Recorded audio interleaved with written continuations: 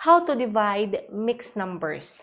Okay, example, 4 and 1 over 5 divided by 2 and 2 over 3.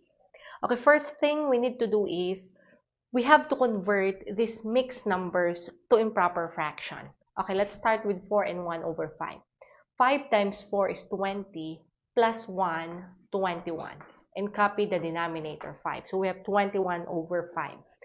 Okay, how about 2 and 2 over 3? So 3 times 2 is 6 plus 2, 8. And copy the denominator 3. So 21 over 5 divided by 8 over 3. Okay, remember, dividing fraction is multiplying the first fraction by the reciprocal of the second fraction. Okay, copy the first fraction, 21 over 5. Division becomes multiplication, and then get the reciprocal of 8 over 3. This is 3 over 8. Okay, let's multiply. 21 times 3, this is equal to 63, and 5 times 8 is 40. 63 over 40 is improper fraction. We have to convert this to mixed number.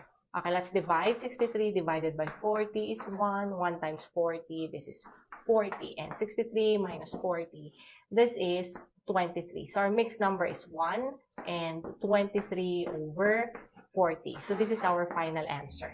Try it also for